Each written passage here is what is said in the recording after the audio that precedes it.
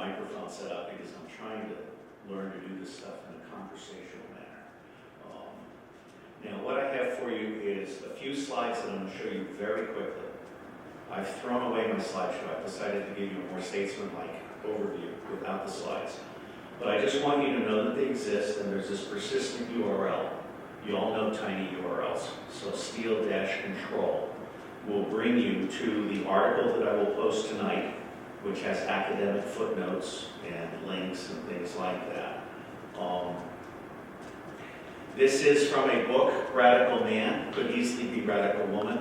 Charles Hamden Turner. I think it's really essential that we understand what it means to be a slave or to exist freely. This is an analytics slide, which is what the U.S. government does not do, and I hope someone will ask me what I recommend for Smith College in the future. This is an eye chart, but it's my first graduate thesis on predicting revolution. Highlighted in red, and you'll see this at the website when you go look at it tomorrow if you wish, are all of the preconditions that exist in the United States today. We are a hot zone.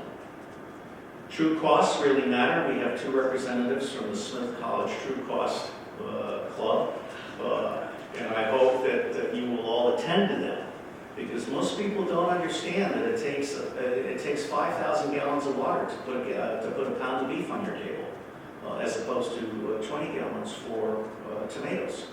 So this is really serious. One of the reasons that you will never get privacy under this government is because you have a government that's out of control and very, very stupid, in the sense that it's not actually interested in the public interest. For a third of what we spend on war, we could give everybody on the planet shelter, clean water, energy, good food, and an education. These are the 8 tribes. These are the open source circles. The open source everything in ecology is very important. You can't have open source software by itself. You can't have open data by itself. You need to have all of these together. Now, I do have some good news for you.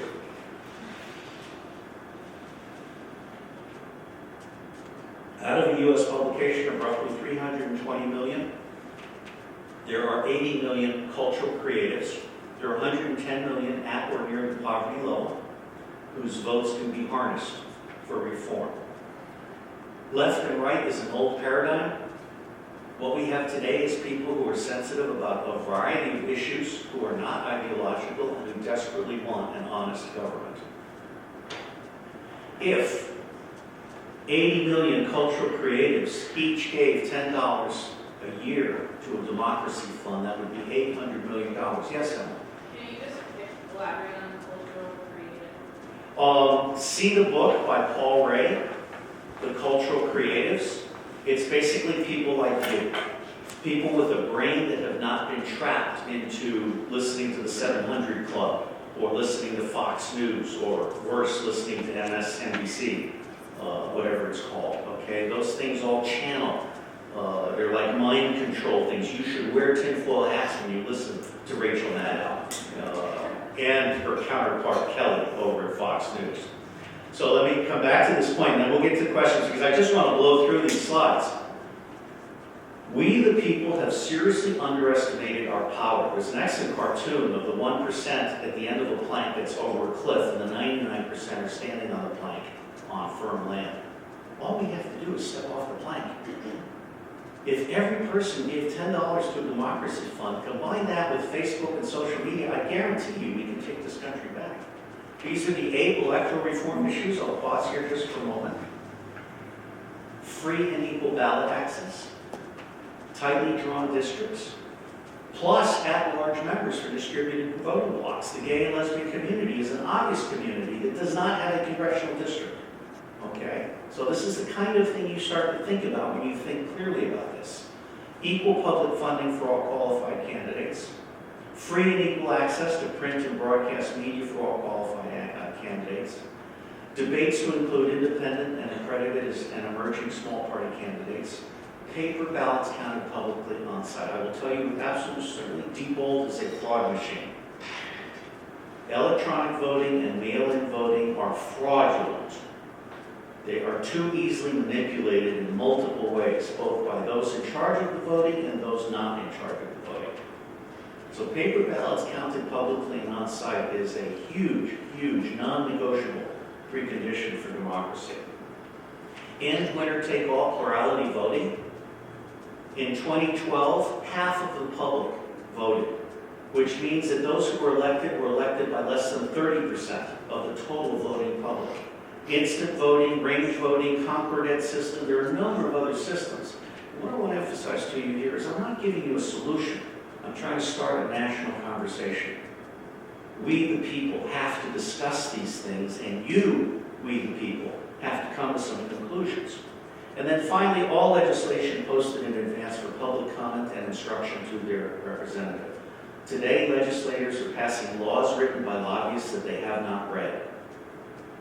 Legislators are passing laws written by lobbyists that they have not read. Okay? And that's it. So, Steele - control.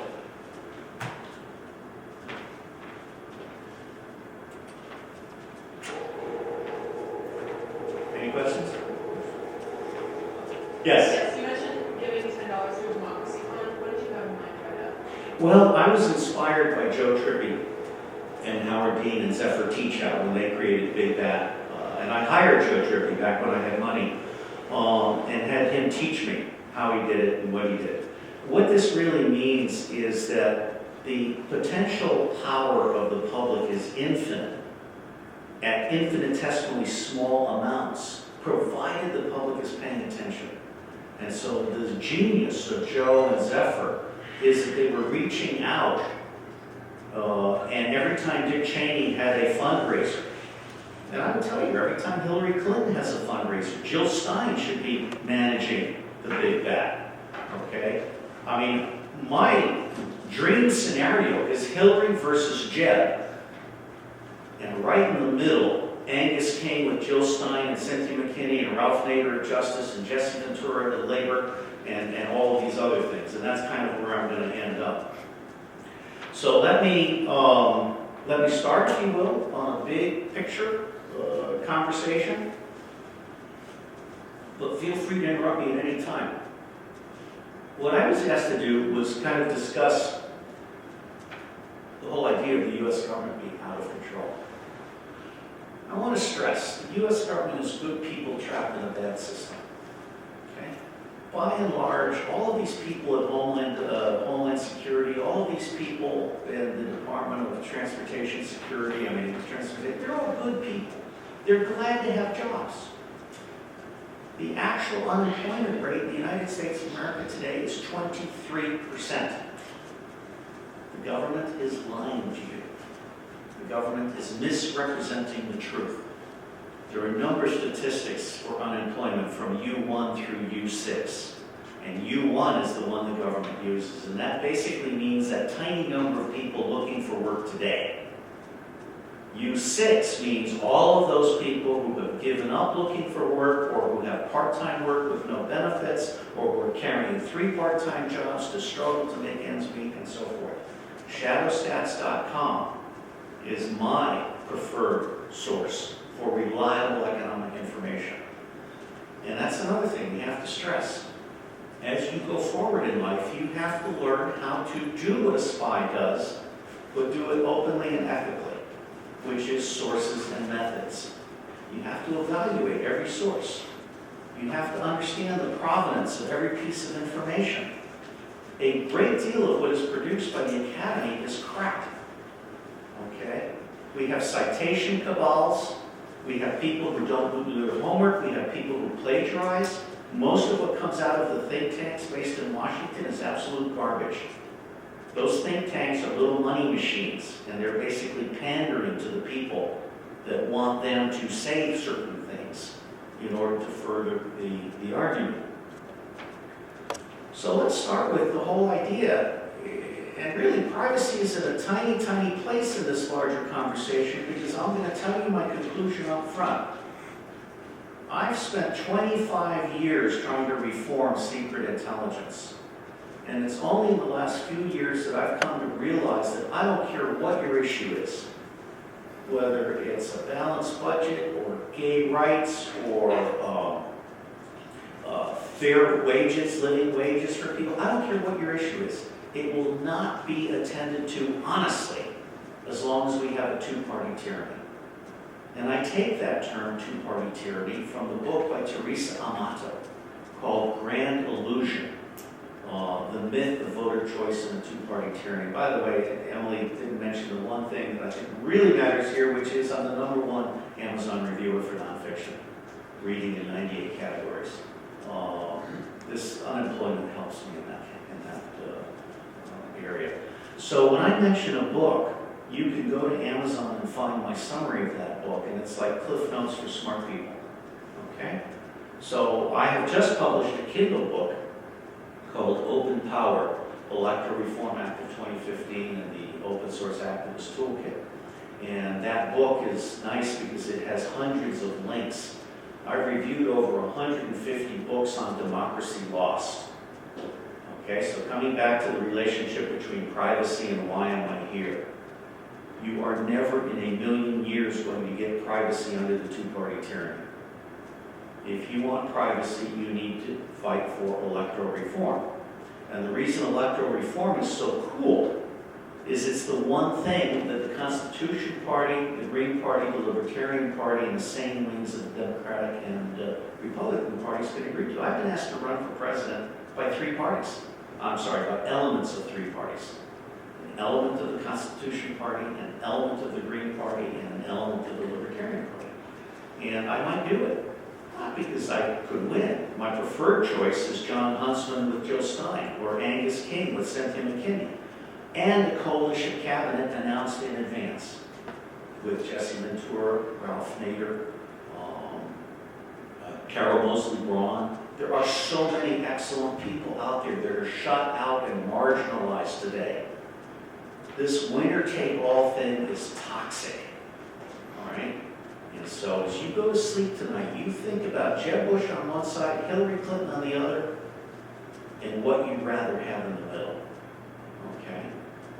I think it's very, very important to understand that privacy is a poster child for all those things that will not be attended to in the absence of fundamental government reform. As part of my trip here, I'm reading a book by a guy named Caputo called Truth, Philosophy in Transit. It's a very good book. And he talks about the relativism of modernism. There are other books about scientific reductionism. Voltaire's Bastards is one. We are at the very end of an era in which science and capitalism have been allowed to go to the extreme of reductionism and toxic waste with no regard for humanity. And at the same time, the religions, the whole idea of faith, the whole idea of valuing beauty and art for beauty's and art's sake as integral consciousness issues, that has been allowed to go down. And religions have become fundamentalists or pro forma, lip service. Okay? There are a number of excellent books on how we need to reintegrate science and religion and philosophy. Two of my favorites are one that was written in 1916 by Will Durant called Philosophy and the Social Problem. Another one is by E.O. Wilson called Consilience, the Unity of Knowledge. And he answers the question, why do the sciences need the humanities? And it turns out the Western sciences have been studying things, while Eastern arts have been studying the spaces between the things. And what Caputo says in his book is that truth is actually a conversation, which is really cool because Joan Blades has just started Living Room Conversations. And the Coffee Party, which is not a party, it's actually a movement attempting to achieve civil discourse among people from various diverse political persuasions. It's about the conversation. I have been schooled for the last 15 years by Tom Atlee, who wrote a book called The Tao of Democracy, Jim Ruff, who wrote a book called Society's Breakthrough, many others. collective intelligence is not about wisdom of the crowds where you count their votes. That is an infantile notion. It is about the conversation. In the conversation, you create the truth of the moment. And it's an authentic truth because you're a co-creator of that truth. That's what extreme democracy should be about.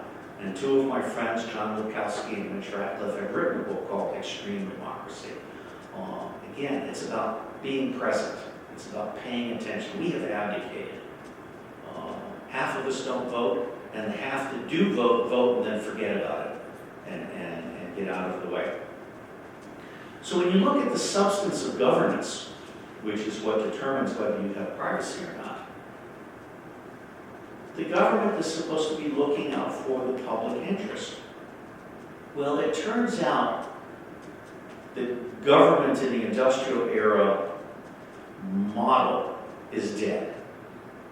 What's emerging is something called hybrid governance, in which those 8 tribes, academic, civil society, including labor unions and religions, commerce, especially small business, government, especially local. If I had to live my life over again, I would move to Maine or New Hampshire to a seaport, and I would start from the ground up, an eco-village kind of approach. And I certainly think that's a recommended option for many of you. Start from the village level up. But then you have law enforcement. 110 people were killed in the United States in March by police officers.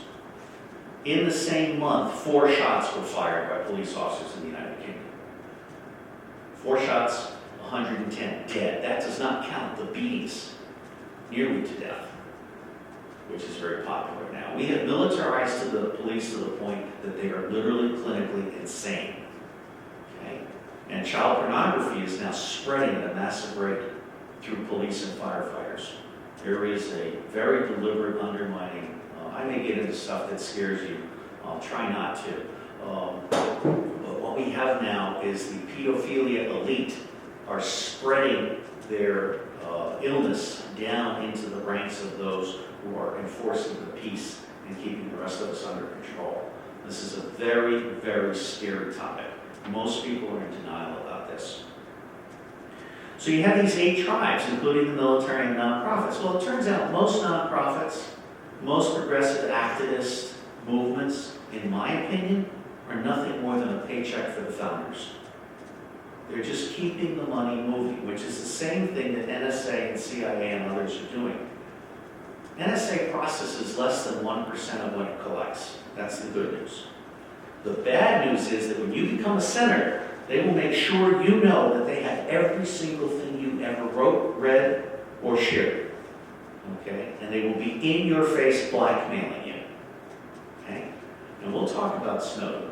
I personally think Snowden was an approved White House operation led by Mike McConnell, former Director of National Intelligence, out of Booz Allen. And its intent was to cut NSA off at the knees because they went one blackmail out too far. Okay? So we can talk about that. Why? What's that? Why? What do you mean, why? Yeah. Why we want to... Why do you think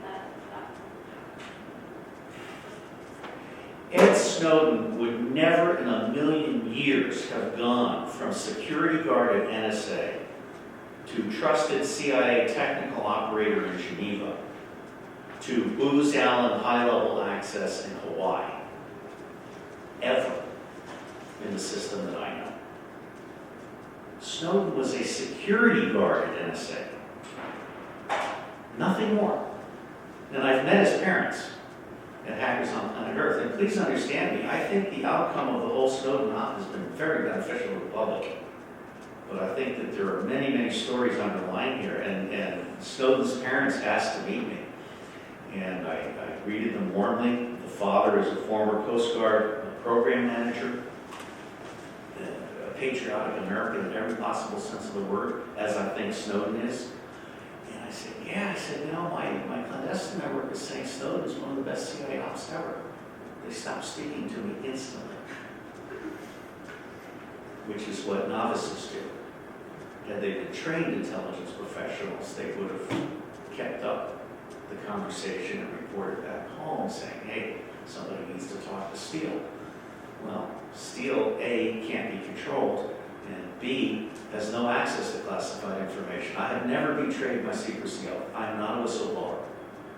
I am the most published critic of secret intelligence in the English language. 10 books, and many articles and chapters and so forth, okay? So I do think Snowden was an op. Originally, I thought Snowden was a Chinese op, because Hawaii is a happy hunting grounds for China. And Snowden has all the evidence of a disgruntled person who is out of their element. And when he showed up in Hong Kong, that started me thinking that maybe it wasn't, because the Chinese are extraordinarily clever. Have I scared everybody? Thank you so much. It'll be on video. I'm on the record always. And please, anyone who wants to leave, I won't say anything. I'm on the record always.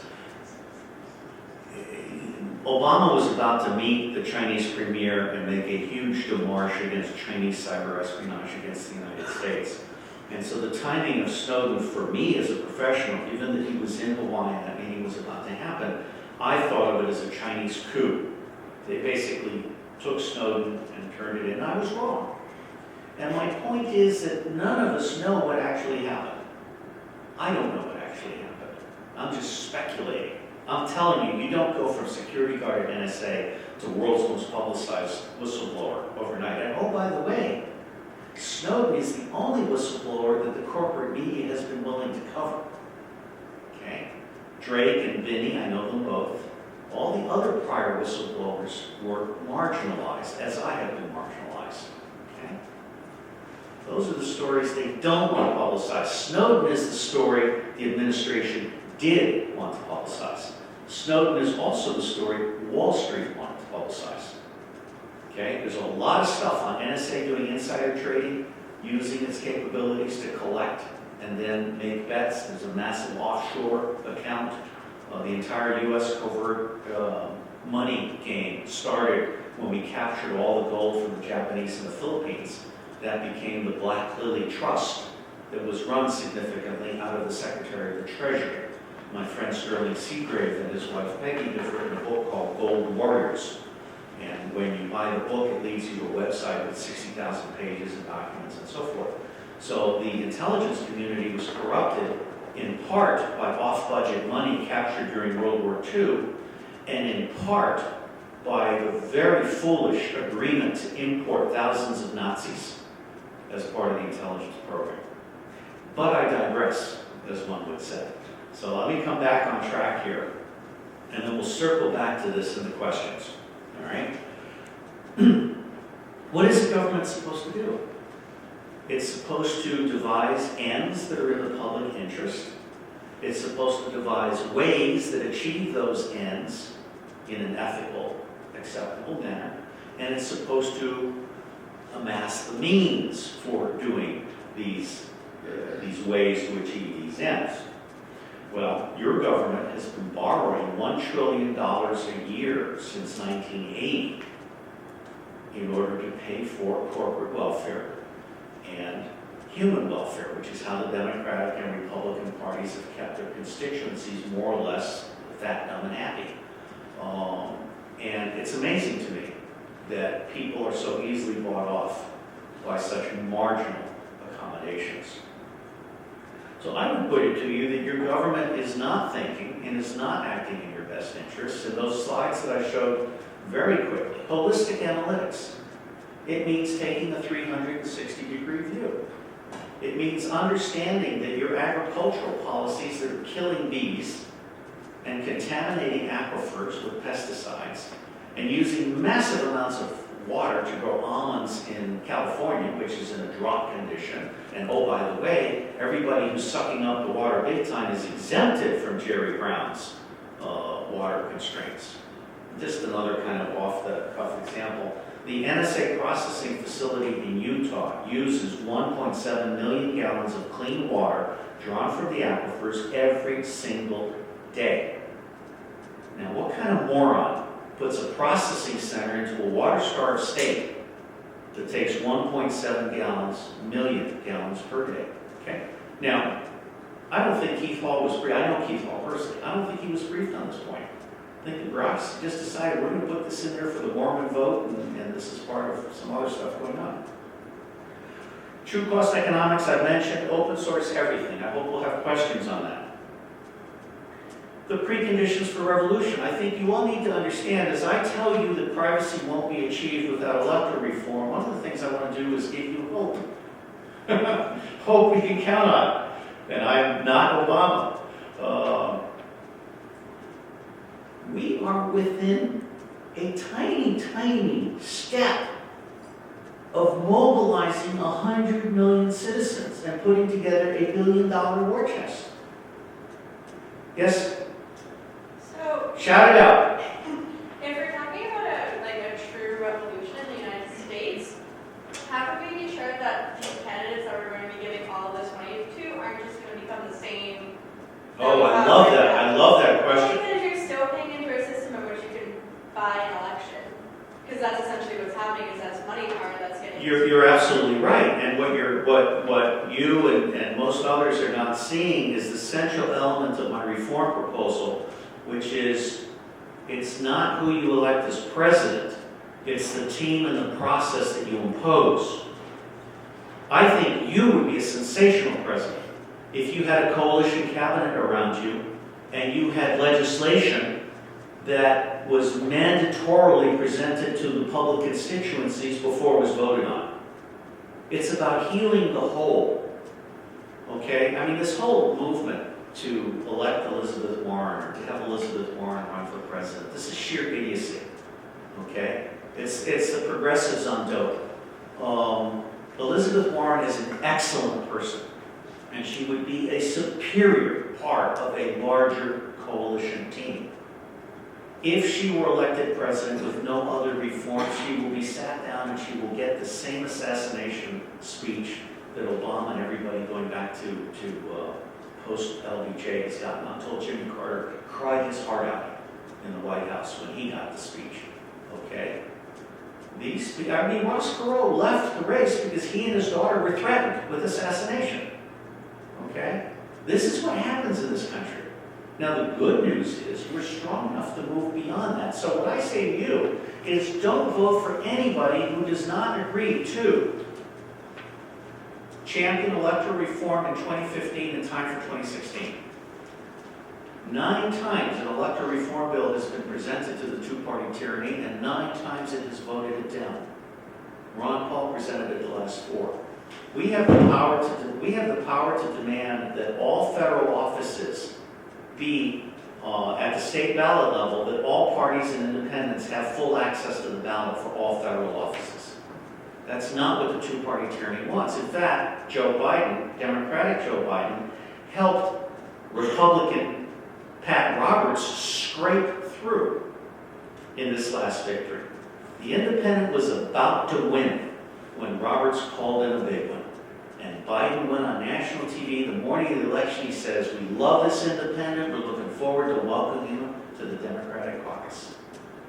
He might as well have put a bullet through the man's head. Okay? That was Joe Biden killing that independent candidate on election day. And that's why Pat Roberts won. All right? At least that's the stories I've been told. And again, truth is always in motion. I don't think there's an absolute truth, but I also don't believe in relative truths. I think truth is in the conversation.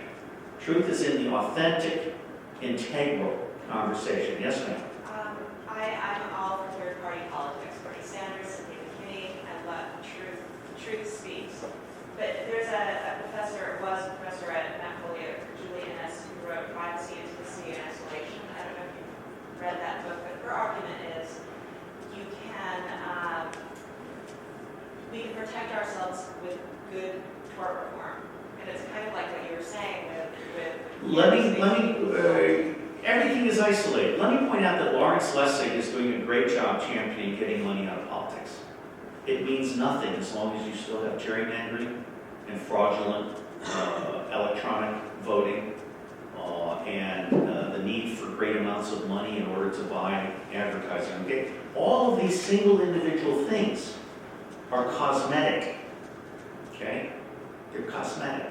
Nothing will change until you get to I'm rotten at math. But isn't that, you know, good lobbying, you know, at the small, local level, lobbying Congress to change things, to change environmental laws in Utah, and, You're being, you know, reform in Vermont? in the 1960s, the whole idea of the illegal intelligence activities against the student movements and all others was divide and conquer. Okay? What the 1% want is for all of you to be spinning your wheels. And that's what you're doing. All of these individual little issues, you're spinning your wheels, you're going through the motions. And all of these nonprofits, I was in a meeting with CEOs from 30 nonprofits. And halfway through the meeting, I had an aha experience. They were in it, this meeting was called by Joseph McCormick from the Transpartisan Movement, Reuniting America. And he was trying to explain to them that we needed to move beyond the two-party paradigm. And halfway through the meeting, I realized all these CEOs were comfortable with the two-party paradigm. Because they understood that when their party was in power, they would be in the preferred list, and when their party was not in power, they would be given enough money to make it through to the next election. Okay? So I don't trust any nonprofits to actually be honest about third-party politics. And this is part of the wake-up call that I'm trying to do with this thing. And I'm probably going on too long, so I want to just wrap up by talking about what is to be done, and then I'll end with some comments on Smith College, which has the Design Thinking Institute and the 21st Century Library. A massive $100 million cosmetic improvement, and I hope the substance will be there as well.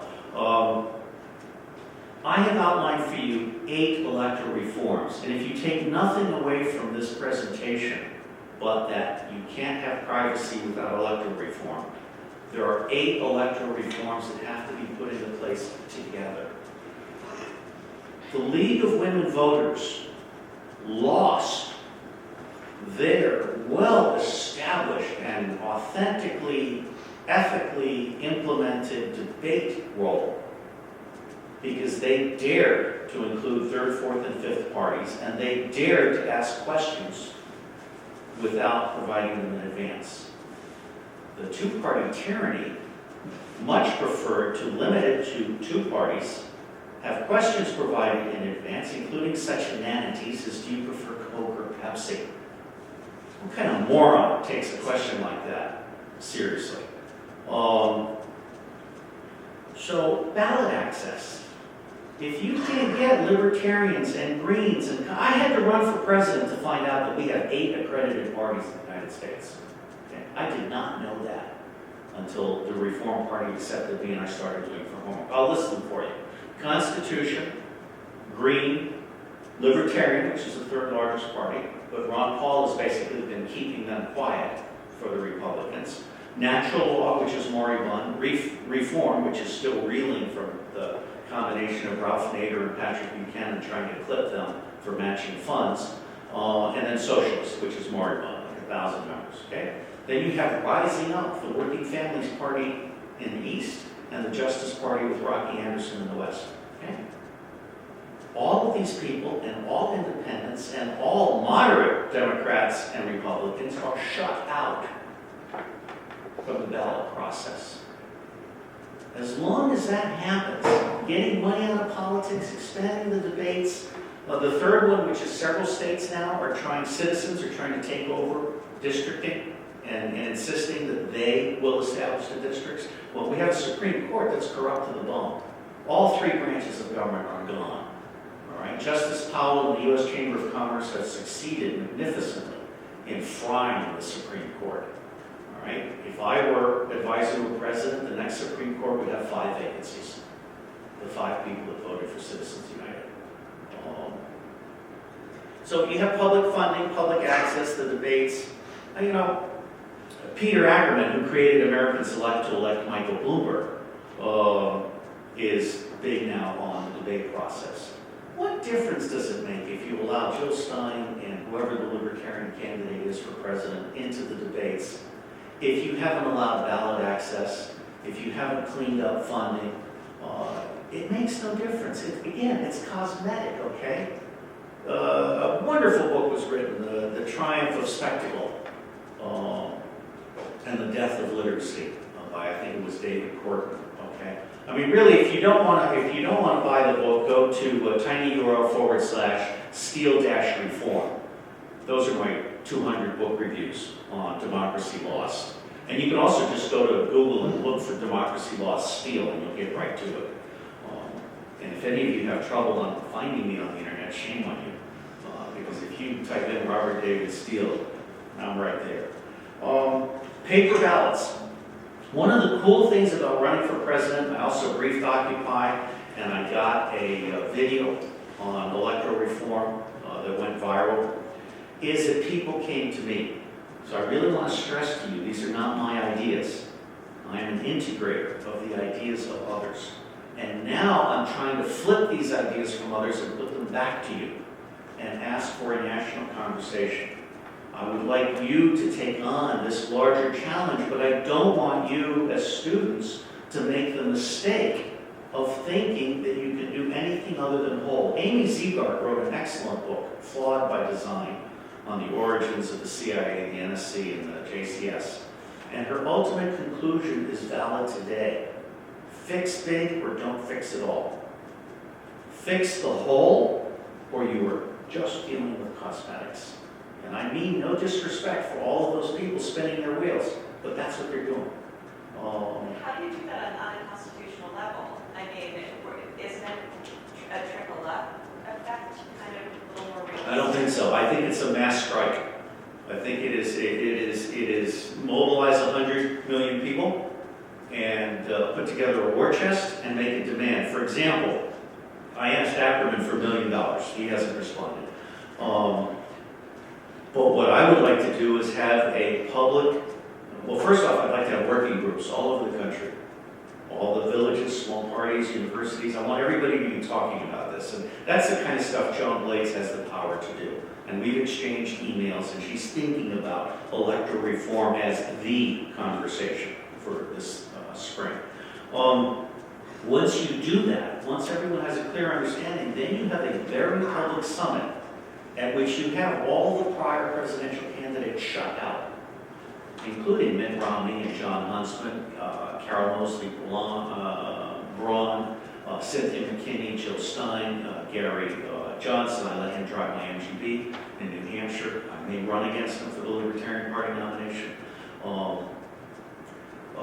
Buddy Roemer, Jesse Ventura, Ralph Nader, and then you would have others, authentic people like Cornel West and David Corton and others, okay? You have this big public summit, and you basically come out with a statement of demand. And when I was working with all these people, that statement of demand and the actual electoral reform, I've committed to delivering legislation to the coffee party within 10 days. And then we're going to ask Angus King to sponsor it. And so that is going to be a moment of truth for Angus King. And so once you do that now, you've had your public summit, you've made a demand, you say, we want electoral reform no later than the 1st of November of 2015, in time for 2016. And if you don't do this, we're going to occupy your home office and your front lawn all summer long. I think that's a doable do. I don't have the power, the charisma, the reach to make that happen. But some among you might be able to spread this message and get this conversation going. The only revolution that will work in the United States is a nonviolent revolution. We have done too much harm already. And I should end, I guess, by saying I'm huge on truth and reconciliation. I don't believe in vindictive justice. And in fact, it makes practical sense because the 1% need an exit strategy. I want the Koch brothers to be confident they can continue earning $3 million an hour in illegitimate interest while we clean up the country. All right? So I see that Smith College has a design thinking institute on the books. They've gone low rent on who they want as co-directors. So by low rent, I mean low salary, low experience. So I recommend Emily as the co-director. I think it would be astonishingly cool to have a student as a co-director there, roll in. The 21st Century Library, I don't understand it completely, but I will tell you this. Less than 1% of all the scientific papers that are written are published. 1%, okay? NSA processes less than 1%. Google, by its own admission, indexes less than 4% of the digital internet. Right? My personal estimate as the Pope for open source intelligence is that roughly 90% of what we need to know is not online, not in English, and not known to anybody in Washington. Okay? So when you talk to me about 21st century library, I hope you have a plan for integrating crisis mappers and what they're doing.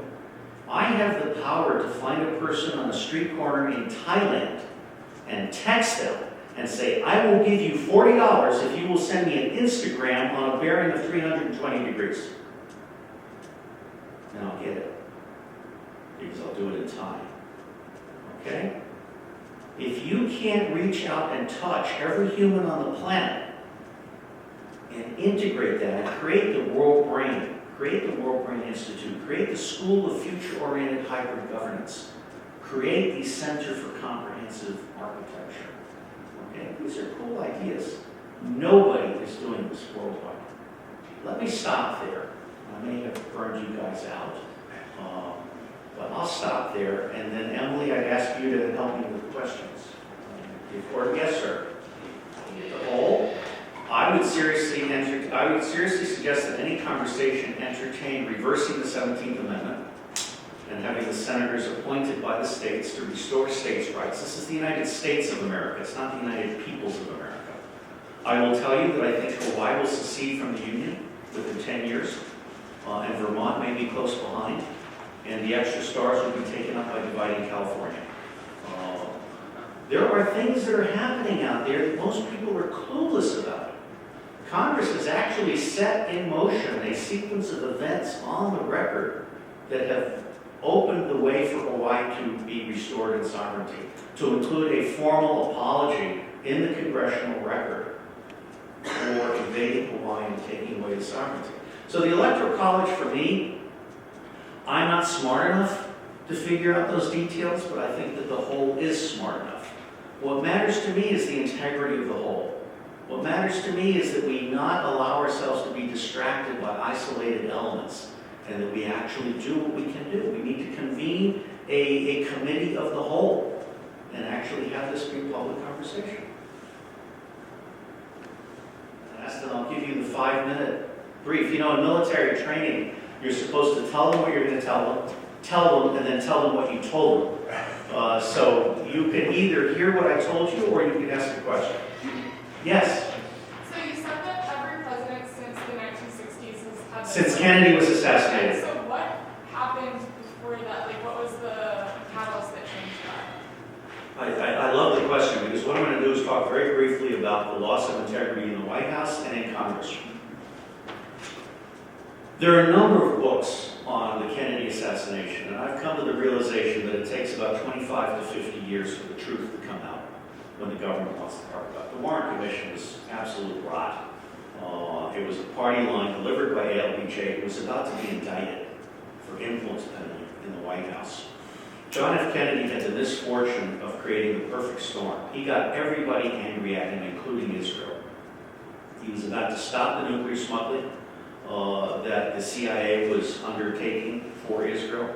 He was about to demand with Bobby Kennedy that all Jewish organizations receiving money or direction from Israel be registered as agents of a foreign power. That is a huge, huge issue, okay? Now, he also pissed off the Cuban exiles and Cuban crime and the CIA, even though CIA set him up. Bay of Pigs was never intended to succeed, okay? Bay of Pigs was a monstrously flawed plan, and Kennedy was basically a fall guy. He had completely infuriated New York money because he was planning to stop borrowing and start getting control of the currency. And he had infuriated Texas Energy. And of course, J. Edgar Hoover was certain that Bobby was out to get him fired. So all these people came together. I can't say CIA as an institution was involved, but you can if you go to Phi Beta Iota, the public intelligence blog. That's phibetaiota.net. It's like Phi Beta Kappa, the iota for intelligence, okay? And just look up JFK assassination. You'll get right to a single post with about 10 book reviews. Okay? Essentially, when JFK was assassinated and LBJ covered it up, that neutered the White House from that moment forward. And every president since then has been essentially under a death sentence if they failed to collaborate with the Wall Street, Texas Energy, criminal cabal. And the Catholic Church is in there too, properly. The 9/11 Commission was an atrocity similar to the Warren Commission, but less competent. And I believe that the truth will come out eventually.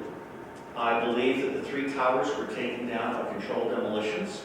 I believe that a missile hit the Pentagon rather than an aircraft.